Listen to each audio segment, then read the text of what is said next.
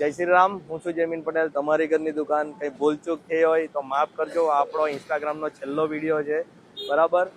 છેલ્લો એટલે હવે આના પછી આપણી પોસ્ટ નહીં આવશે. આપણે દુકાન બંધ કરતા છે.